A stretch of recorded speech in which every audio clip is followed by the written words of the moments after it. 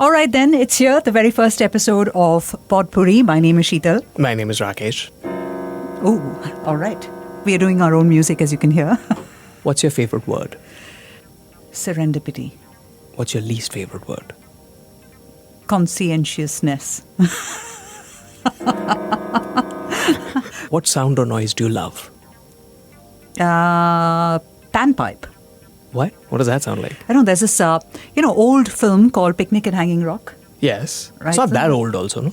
It's It's the Australia 70s, one. I would imagine. The Australia story. Yes, correct. Right. It's horror, no? It's horror-ish, but this was, for some reason, playing on 80s mainstream Doordarshan television. And I remember watching this, and I remember being really spooked by the music more than the story itself. So your favorite sound is a panpipe? Yeah. Okay, next.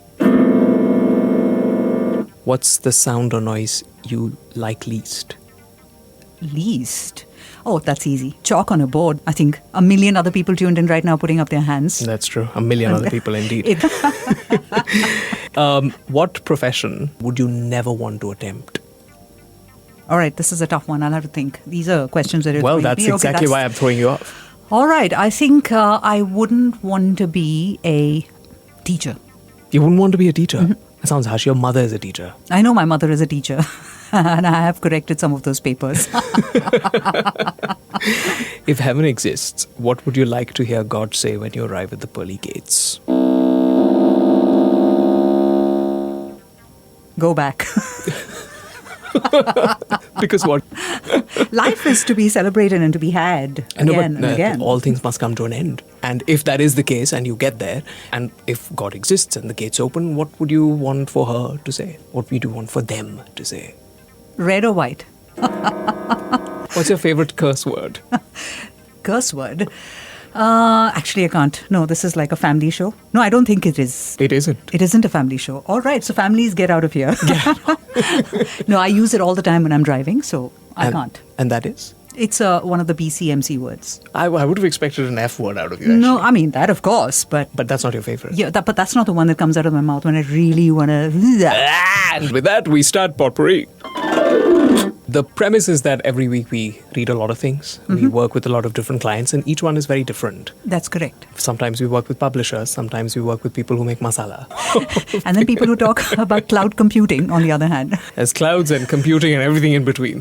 So what it does in the process is we end up reading a lot, listening to a lot, hearing a lot of things, and sometimes they do pique our interest. They do. And there are several things this week, the week that's gone by, that we Yeah. thought we'd bring to you on this episode that we don't quite know the We're gonna duration talk of. Exactly. We are big sharers. Learn what we've learned during the course of a week only on Pod Pourri, a magazine that will always be loaded, only on the Podcaster. Powered by Timber Media. You have probably heard us somewhere else, but that is not the point. This is Seetal to reintroduce ourselves, and I am Rakesh. And as we were telling you earlier, we encounter a whole bunch of things. And this time, I'm going to start things off with what I thought was incredibly interesting. I was reading about Bappi Lahiri because, there's a show coming up that you should absolutely listen to. It's called Flashback. It's going to be on the Podcaster. You must absolutely listen to it. And clearly that led me to Indo-Russian cultural exchange, because that is a fairly easy jump to make. It is, in fact, an easy jump to make because we all have heard that Disco Dancer was massive in Right. Russia. And I thought, okay, this I've always known. Raj Kapoor was massive in Russia. Also, I've always known. But why exactly were they massive and how did this come about is what I'm going to be talking to you about.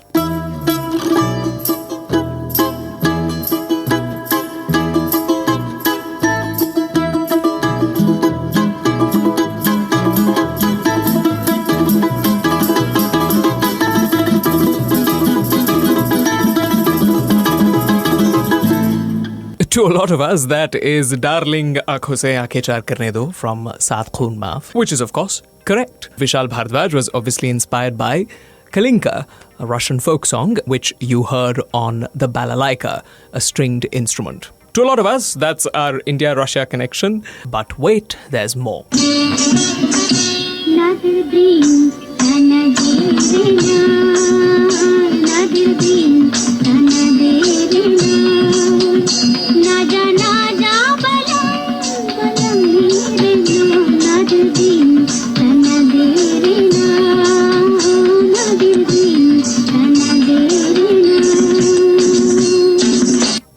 why am I playing an old song called Nadiritim Tanaderina in Rag Godsarang if you're interested. This was also part of what happens during a week. I was in your house talking to our friend Geeta, and she was talking about learning Rag Hamsadhwani. And one thing led to another. We were talking about this song. That is because I asked you about that song. Exactly.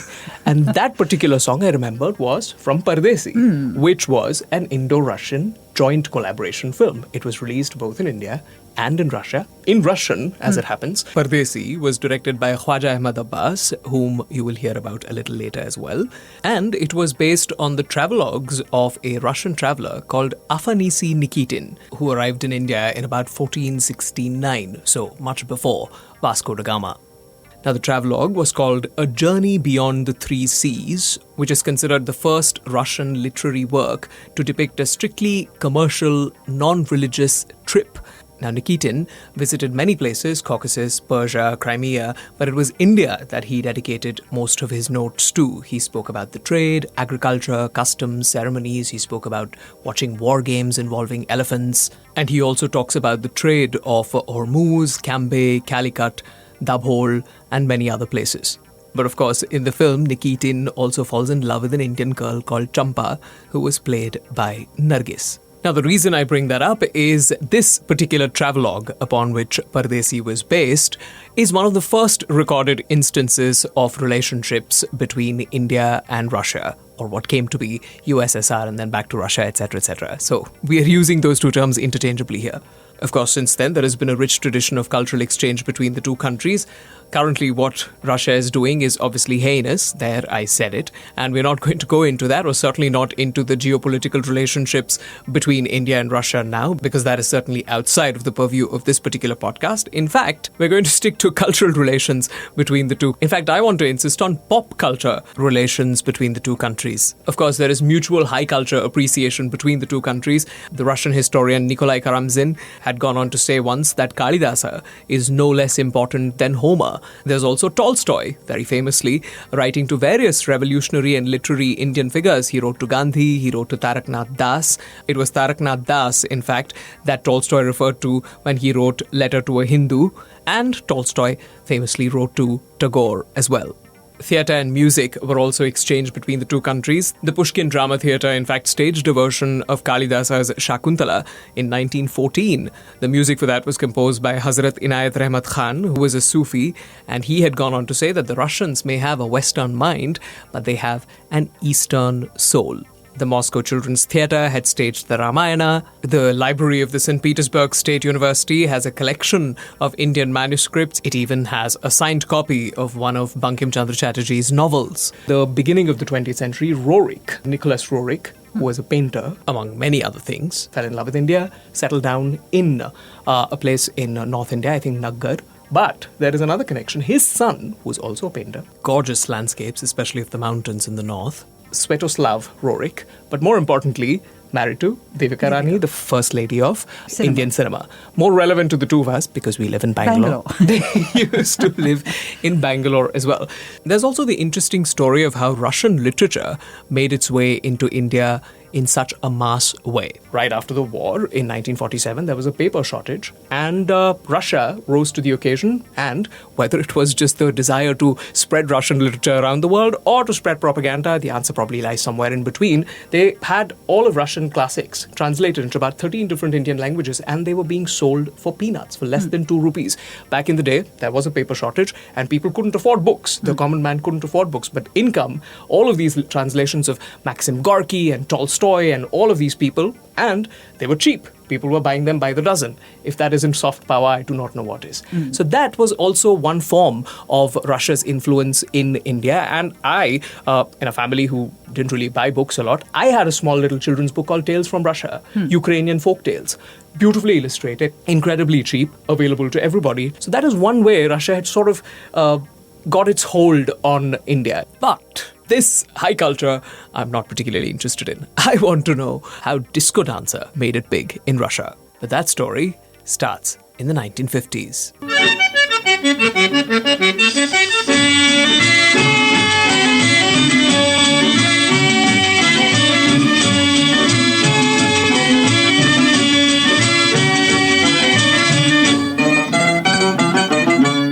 Rusi Rusi Bhai Bhai.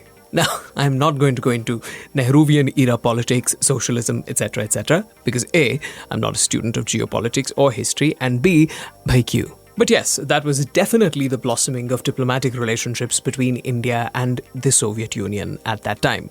Now, there may also have been another reason, according to some historians. Apparently, because during the Korean War, India didn't bow down to American imperialism and it impressed the Soviet people, and that sort of was the beginning of what was once a beautiful relationship. Now, right after Stalin died in 1953, the Iron Curtain sort of started going up a little bit, and it was during that time, what is called the Khrushchev thaw, that cultural imports from other parts of the world, including cinema, started happening to USSR. And this was allegedly because of the not-so-fanatical Nikita Khrushchev, who took over and cut back on Stalin's excesses. What was happening during Stalin's time? During Stalin's time, all that the Russian people were exposed to was sort of cold propaganda movies. There wasn't anything that was exuberant, that was human, that was, that showed any emotion because, you had to be stoic. Alexander Lipkov, who was a film critic in Russia during that time, wrote in a paper in 1994 that USSR was just about recovering from Stalinist dictatorship. What was being produced during Stalin's films, like I said earlier, pompous, cold films under Stalin's personal supervision, which were least concerned about viewers' wants, he says. They depicted not the real world, nor the world of real human feelings, but what ought to be. Official doctrine, that is. And who held the official doctrine? A single individual, Stalin himself. Films were produced in small numbers and shown only after careful screening. The Iron Curtain made sure that it insulated the viewers of USSR from alien influences. Now that was no longer the case. And in came Bollywood. And this is where the love affair truly began for a mass audience. And that is where we encounter Raj Kapoor. But even before that, the first Indian film that was ever screened was a Bengali film called Chinnamul, The Uprooted. There was a Russian director who had come down to India. He seemed to like the film and took it back to Russia, screened it there. Not much of a difference it made. And then there was a film festival that happened, and there was screened Awaara. आवारा हूँ या गर्दिश में हूँ आसमान का तारा हूँ आवारा हूँ. Raj Kapoor had gone down to Moscow. Nobody knew him the first 2 days, and he decided, you know what, I want to go back. Nobody knows me here. Nobody's, giving bow to me. Nobody's coming to shake hands. None of this is happening. In fact, I'm going. But the next day was supposed to be the screening of his film, and one of the other directors who had gone down with him said, you know what, stay back. It's only fair that you're the director of the film. You should stay back for the film. And, as it happens, the man who was with him was Khwaja Ahmad Abbas. Now, one of the other reasons why people say Russia fell in love with Indian stories from that time was obviously the charm of Awaara, the story of Awaara, where, feelings were all out there. It was always the victory of the everyman over evil. Eventually everything prevails, that there is love to be gotten, there is melodramatic. We are not getting any drama from Russian films, at least we are getting that from here. And it was always some sort of tale like this. It was egalitarianism.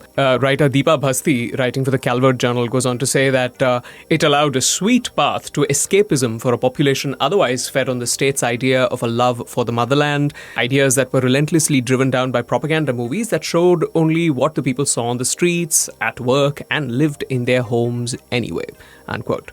And India and Russia seemed to also be sharing trajectories. The economy of Russia was just about recovering from the devastation of World War II, as well as Stalin's brutal dictatorship, and just the suffering that people had undergone during the Second World War, not too different from India's own situation at that time. Now, people have wondered where that could have come from in Indian films. It was because of men like Khwaja Ahmad Abbas.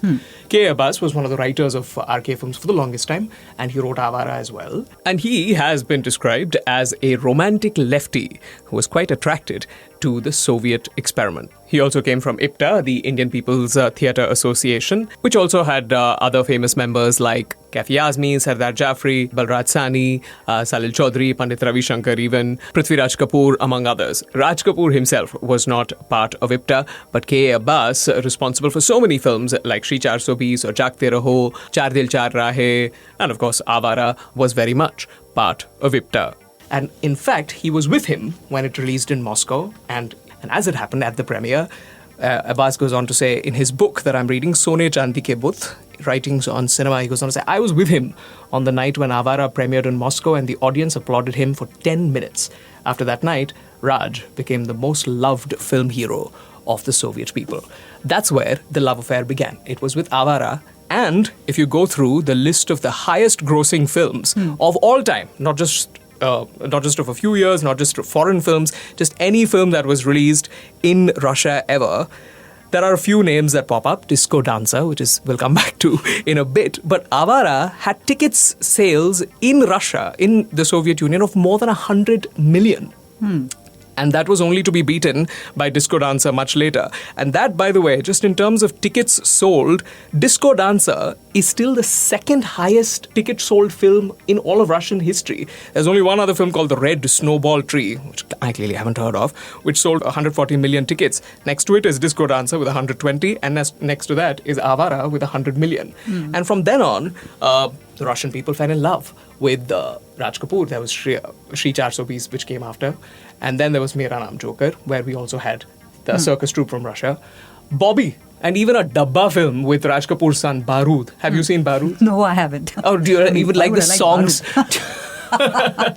Do you even know the songs from Barood? You wouldn't know because it's an irritatingly stupid film. But one of the highest grossing films in Russia. So the hold that Raj Kapoor had during that time over the Russian people was strong, and it all began from there.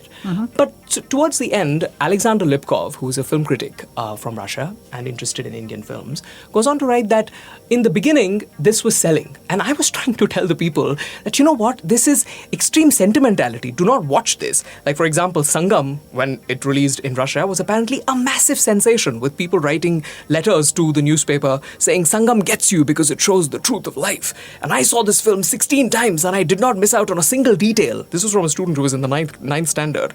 And this Lipkov, a film critic, goes on to say, all this is soul-stirring, treacly and ponderous, wholly devoid of any humor that Awaara may have had at that time. Raj Kapoor is now a bloated old man and he's not doing anything. Why are you watching this? You should not be watching this. It's rubbish. Lipkov is going on about, take film seriously. This is what the kind of films you're watching is absolutely ridiculous, and Sangam should not be loved or appreciated. And apparently he got a letter from a man called Ichthyandar Zip. He promised to slit his throat if he didn't take Sangam seriously or give it the importance that it deserved. And Lipkov goes on to make this interesting observation that initially it was probably because people enjoyed the melodrama. People enjoyed the fact that a common man was triumphing over the evil. But even though he thinks it's a bit ironic, because in Awaara, Raj Kapoor is a thief. He's a member of the non-working class. It should not appeal to Russian people. But apparently it was given the hall pass because it was foreign. And eventually, by the time it was the 70s, interest started waning. Barood was probably one of the last, and Sita or Gita apparently was also a huge hit there. But interest started waning. He doesn't quite give me a reason why, at least in his paper. But he talks about the fact that it could be because of the extending influence of American capitalism and their shiny new films that were coming out, etc. And that probably explains why Disco Dancer, which came out in 82, was the next big thing that happened in Russia. He also goes on to talk about how we would think that all the art cinema that comes out of India, and the Satyajit Ray and the Benegals, etc., they might probably appeal to these people. Apparently not. He used to see film screenings of Teen Kanna, which is Satyajit Ray's film. He remembers an experience where every single person left the theatre as the film was playing. So there is this, it's a weird dichotomy, or is it irony, that, people you would expect to sort of like the realistic tales from a foreign country eschewed it. They said, we don't want. What we actually want is the fun and drama and melodrama of it. And, all the feelings are out there in the front and the guy gets the girl in the end. That's what we want. And that is where comes in Disco Dancer and Jimmy.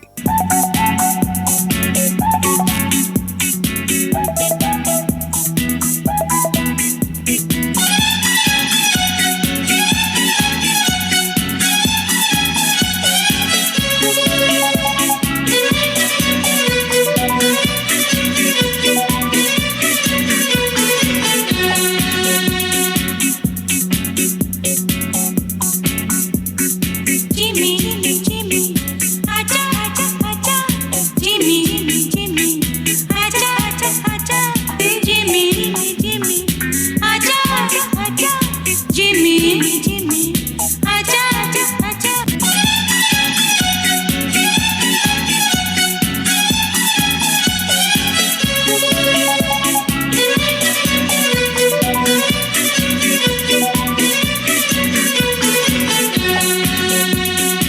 So Mithun Chakraborty became a massive sensation. So much so that when Gorbachev came to India and Rajiv Gandhi, who was then Prime Minister, introduced him to Amitabh Bachchan saying, "Hello, this is Mr. Amitabh Bachchan, the biggest film star of India." Gorbachev said, "Oh, I don't know about that. My daughter only knows Mithun Chakraborty."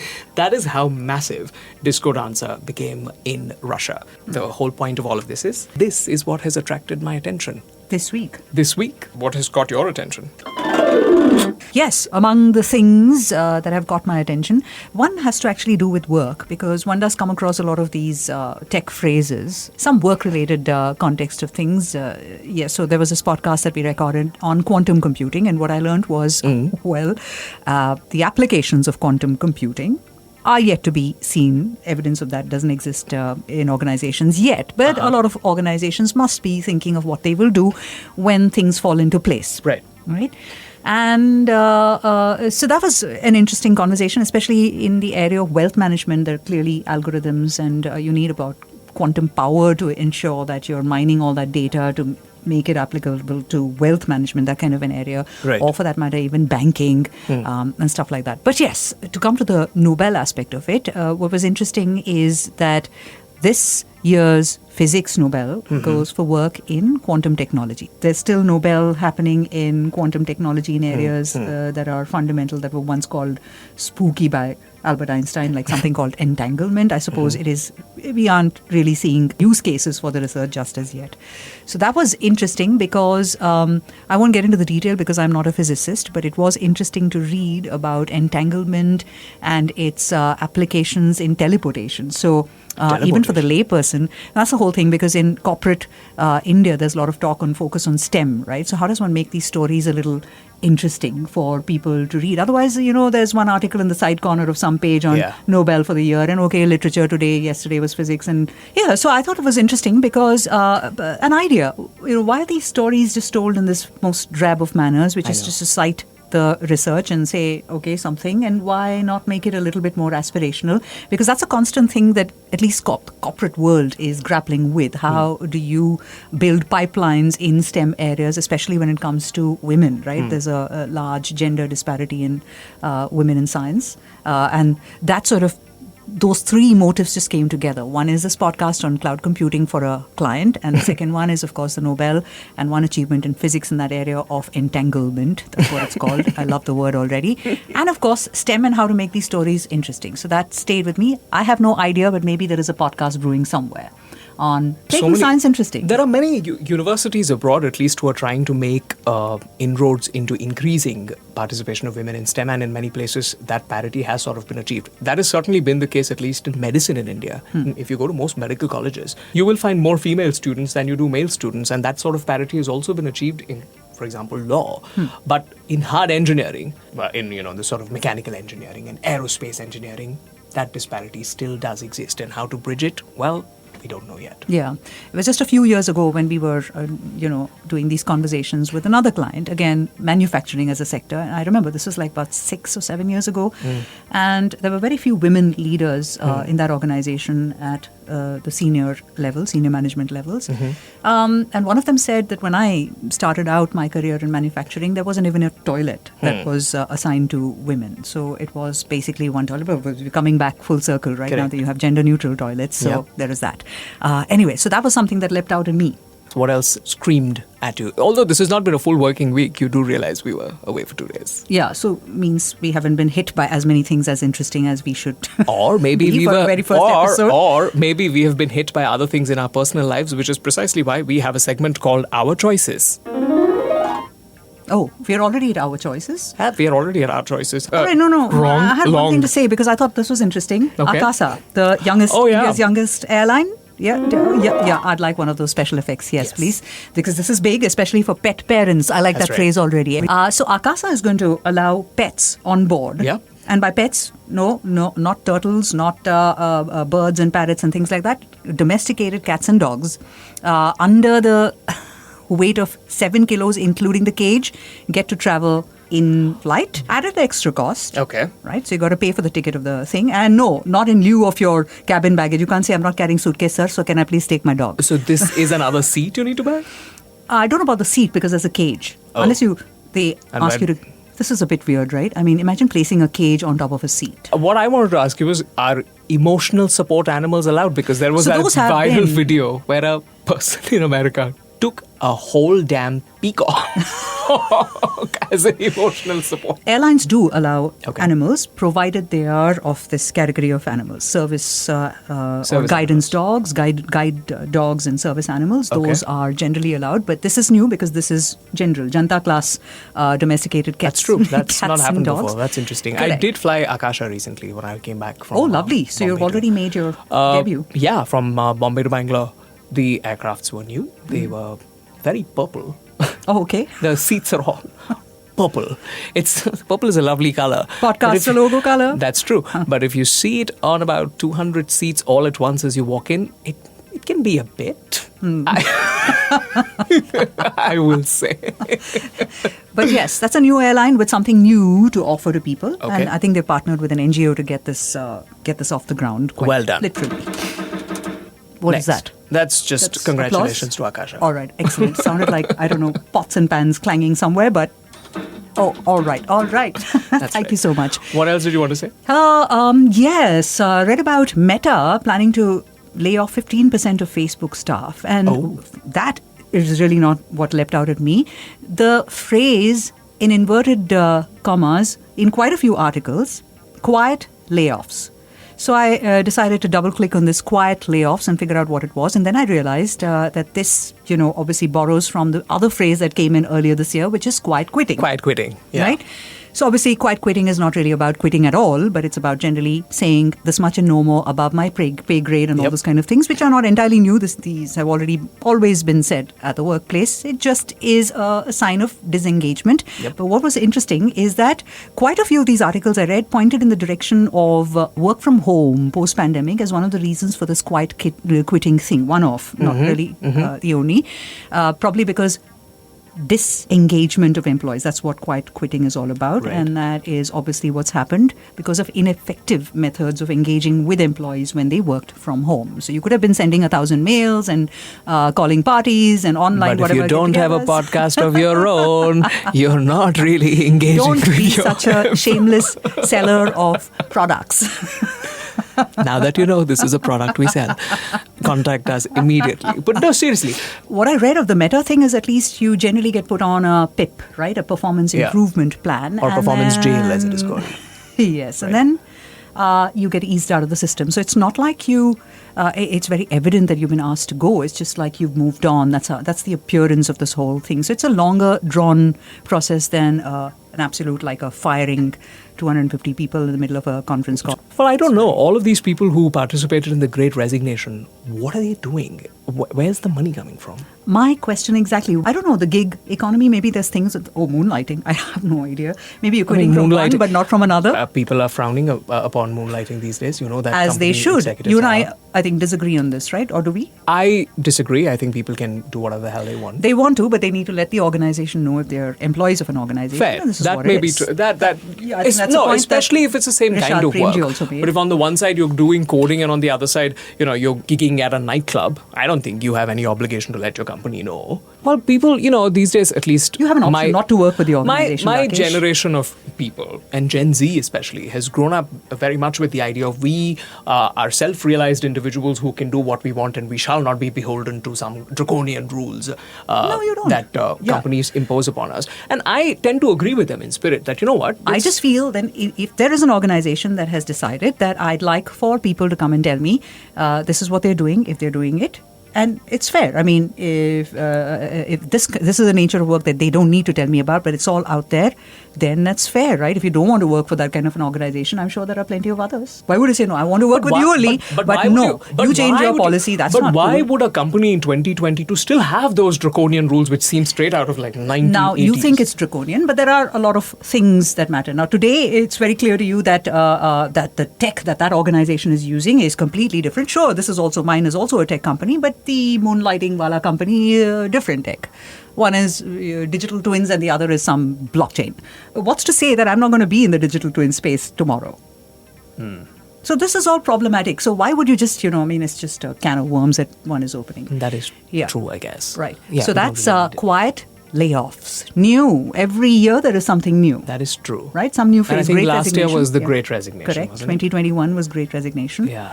And then quiet quitting this year. And now Yep. quiet layoffs as an outcome of quiet quitting. All right. Now time for those sound effects. We've got things to recommend, right? Things to recommend? Okay, let's see. What is this? It's a little jingle. You clearly don't have a career in Wait, jingle baking. Wait. All right. I think people have been subjected to quite a bit No, of but this. we'll edit that out. Wait.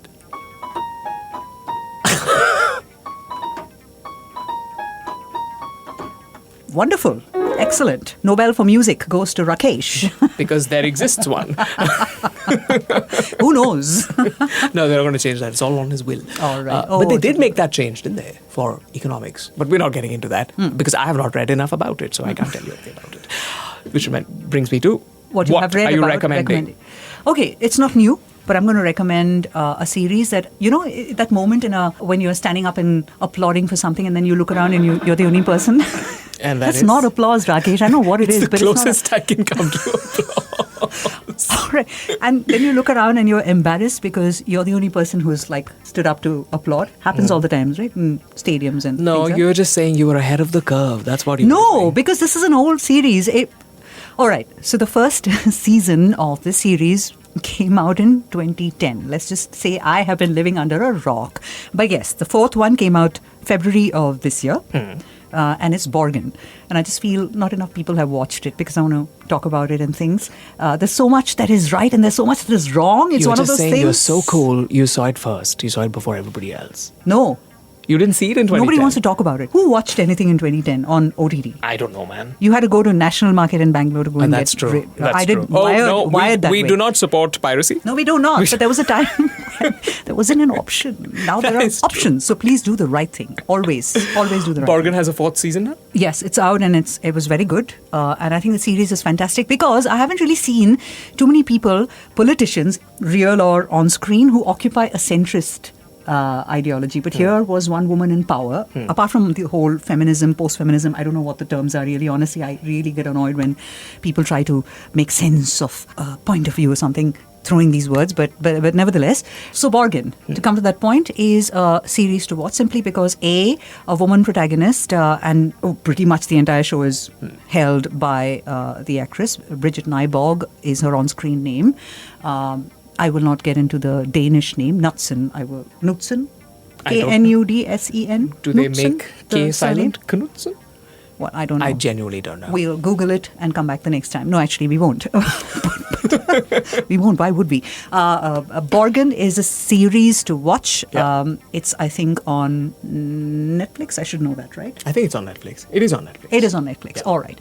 So that's a thing to watch. Also, women, I would specifically say, please watch because it's interesting. Or maybe for me personally, 2010 to 2012, 4 seasons of it. And 2010 is also when I was responsible for an organization. So that, I saw many things, mistakes, the kind of mistakes that I've made, pretty much she makes as well. The kind of emotions that we struggle with every day, all of that is there. And of course, a lot of the season 4 came in for a fair bit of criticism because they said, is this, actually feminism, post-feminism, or is it, one weird form of sexism? So there was all of that as well. Well, you make sense of all of that. Yeah. So that's my recommendation. Okay, very good. Thank you. I have to say, The Good Fight. You were saying all the things that also sort of apply to The Good Fight, which Yeah. is a spin-off from The Good Good Wife, which you and I both like very much. I definitely like it very, very much. I would need a glass of wine right now. I know. What joy she used to experience when she would just uncork her hat. Yeah. Oh, they were paws, They were capital paws, P. right? Yeah. Yeah. Hard And Rock Good Cafe, Fight. Bangalore in the old days poured. That is true. Yeah. That's probably also where I had my first glass of wine, as it happens, all the way back in 2008. Sula, Satori, Merlot. Brands. We're talking about you. Shamelessly. Bring us. The Good Fight has started.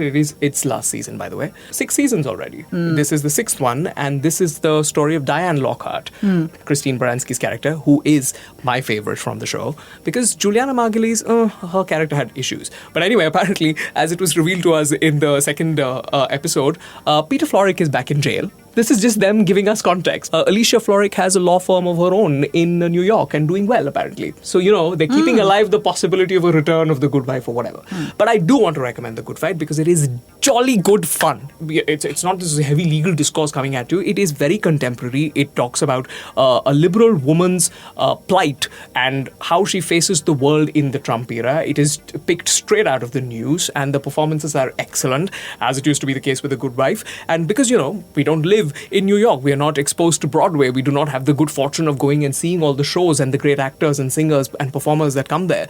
But because this show is shot in New York, all of those actors have guest appearances on the show. Which was the same case with The Good Wife as well. So what you end up seeing is not only incredibly interesting storylines, but also very, very good actors. And it is a show I cannot recommend. Every time the new season comes out, I'm out there saying, watch The Good Fight, watch The Good Fight. Nobody's watching. But watch it, because it's almost come to an end. That's one from me. That's all, right? You don't have any more recommendations? No. Our attempt should be to keep things tighter. Yes. Right? I mean, we can say these things on air, right? Of course, you can say anything. We can say these things on air. So, yeah, keep things tighter and probably get in a few more voices from the Timber family, the podcaster set of anchors. That's what we'll do the next time. But this is just to set ourselves off the ground. It's also kind of fun to just sit and talk without really much of an agenda. Although we did have an agenda in the beginning. I spoke far too much about India and Russia. But that was interesting, by the way. Yeah, I don't know. That could have been a podcast on its own. You've just wasted a whole show. Yeah. Nobody's listening It's to like this. more work. I can just rework I'm quite this quitting. into something else. As you can see. And we do need a drink. Yeah, we do need a drink, but it's not Friday when this podcast is being released. But we are being every day entirely is Friday. honest because we are not selling you the notion that this is live, sir, madam, or other. No, so it is Friday when we're recording this, and we do need a drink. And now that we've thought of Alicia Florrick and her mugs of wine, that's probably what we'll do. Until the next time you hear from us, which is going to be on any of the many shows that we have. There is one called Conversations with Friends, which talks about how young people deal with life. I say young people because, I am not one. There is also Flashback, which is the show on whose debut episode you'll listen to a whole bunch of Bappi Lahiri. You do not want to miss it. It's actually really fun. I'm looking at all the notes I have for it. It's kind of fun. That'll be with Seetal and me again. But Flashback is going to be with Seetal going forward because she'll bring to you what she used to bring to you 20 years ago. Flashback. Old stuff. Then we also have The Way We Were, which I hope you've heard already. It's a show on exploring today through the lens of yesterday. And on this episode that's out, Arima is talking about Blonde, a panned film. Nobody seems to have liked it. And she uses that example to talk about the presence of women and what roles they've got to play and they've had to play in a system that has traditionally, historically, always been pitted against them. So violence, power, sex, and exploitation and how women fit into all of it is the subject of that podcast. I highly recommend it. Adulting is what Conversations with Friends is going to be all about with Neeja and Ahalya. And that's coming up next, but they've already spoken about therapy and what their experiences have been with therapy. One has liked it, one has not quite, and the both of them don't quite know where they stand on it. So it's an interesting conversation to listen to, so please do go do that. And if you've stayed with us until now, which is a long time, thank you. Applause. Where's that applause when we need it the most? This is... listen, I have got this. This is the most Casio I could manage. All right then. All right. Thanks for listening. Bye. Hit stop, yeah. From the ridiculous to the sublime and everything in between on Pod Pourri. Pod Pourri? See, I even like bad puns. That's how I roll. Only on the Podcaster.